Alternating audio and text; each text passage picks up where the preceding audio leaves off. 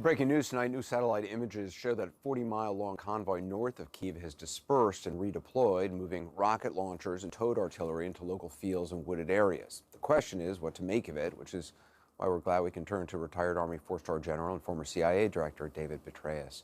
General Petraeus, appreciate you joining us. What is your reaction to these new images? What do you make of what that convoy is doing? Well, it's really just adhering to normal standards that they should have been adhering to all along. The standards to which our soldiers train is that when you stop, you don't stay on a road, you don't stay visible to anything from the air, you pull into cover, whether it is into trees or whatever you can find. You certainly don't stay, again, exposed the way that they were for so many days. It was really, again, staggering that happened. And you saw in the footage that you're showing right now, in fact, another case where an armored battalion is caught in the open, apparently by a drone that appears to be filming this, may have been directing the fire as well. And again, it's sort of unconscionable that this would happen. They're also bunched together, as you can see. You would always want to stay much farther apart than that. And so, again, these are basic standards that clearly have not been established, and they're certainly not performing in accordance with what normal standards would be for our forces. You know, Clarissa Ward was talking about the defenses which are everywhere in a city like Kyiv, on every street, hedgehogs, dig pits on sides of roads. And obviously we know about the Molotov cocktails that have been dispersed, and obviously the shoulder-fired weaponry and the other weaponry that the U.S. and others have sent in. Given that, is it likely Russian forces are just going to try to level these cities before actually going in? Because you've talked about before, they don't have enough troops to really adequately undertake block-by-block urban combat. No, that's correct. And as we discussed before, it's also incredibly physically demanding and mentally draining. The bottom line now, I'm starting to think, Anderson, they won't even be able to encircle Kyiv. Again, that blow struck against an armor regiment. And by the way, the Russian in that clip that you played earlier is actually also reporting that the regimental commander was killed.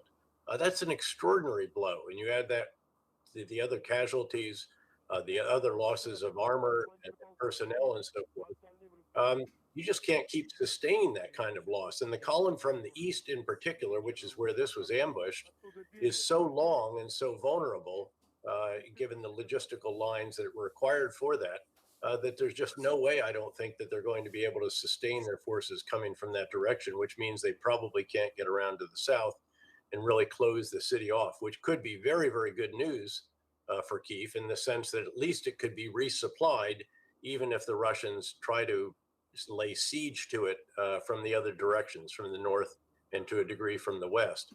But as you noted, again, what they will do is back off, and they're just going to rubble the city block by block. But normally you would need to move in at least to have observation of the fire, although they've certainly done lots of indiscriminate fire, as we've seen into Mariupol in particular.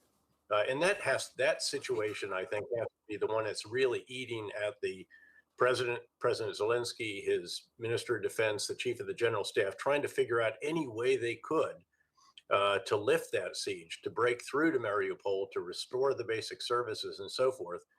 But it's pretty clear they just don't have the reserves to do that, even though they've also stopped the Russians around Kharkiv.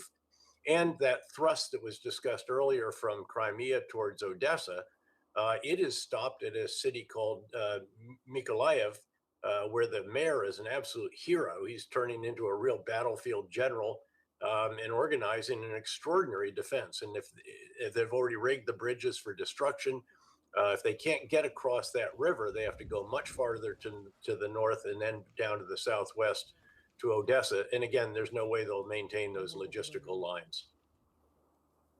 With Mariupol, which is a city, it seems critical for Russian forces from their perspective to take for future reasons, they've allegedly, according to U.S. senior defense official, they've encircled it.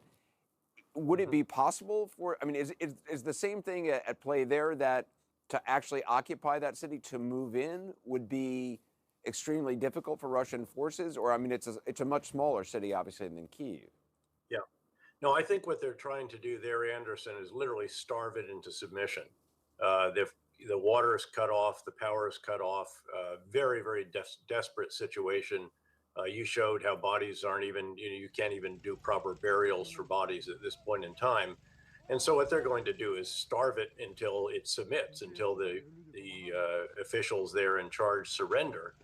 I assume is their hope, because of course that will then enable them to complete the land bridge from Crimea to the Donbass, the area of southeast. So they will have denied that entire portion of the coast to Ukraine. And so it's really a matter of time, unless the Ukrainians can figure out how to break that siege somehow and get supplies in, restore basic services, and so forth. And I'm sure that that is the issue that is really bedeviling them. And as always, commanders allocate shortages. You never have enough of anything. And so what they may have to do is reallocate some forces from somewhere else where they seem to be doing better than perhaps they'd feared when the plan was developed initially, to try to get down there. Otherwise, at some point in time, that will become the first major city in Ukraine to fall. It will also free up those forces that are encircling it to some degree, at least. And that could be a problem elsewhere as well. General, just one final question. Just from a perspective of a guerrilla fight or insurgent fight, how effective is a Molotov cocktail? Because clearly there are a lot of them around here, and I know they have an accelerant inside to make them stickier. One person here was telling me that against a tank or an armored vehicle, that those are closed systems that do have air intake, and that if you throw it at the air intake, it essentially smokes out the people inside the tank. Is that true? Well, again, we have some views about the Russian systems that so far aren't proving true. I mean, they're much less well equipped than we believed. And again, to believe that those systems work as advertised probably is worth at least asking about. What you really need to do is get the hatches to pop somehow. And the normal way that that's done, and even our tanks going into Baghdad, they could get swarmed. And if the infantry is not around them to keep the enemy infantry off, in this case, perhaps guerrillas, insurgents, you can have a problem at some point in time. But what you really want to do, obviously, is get the Molotov cocktail inside the tank turret.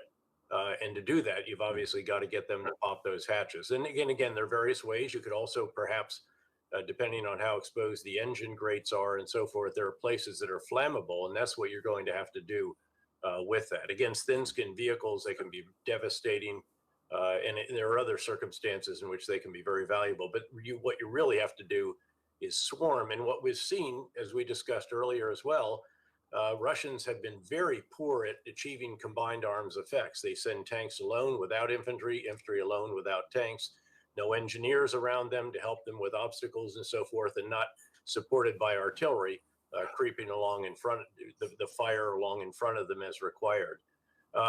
So again, they could be very vulnerable. Or, as you saw, if they're out in the open and either ground or air observation can identify them, then the right forces can be brought to bear, as they were very impressively on that road.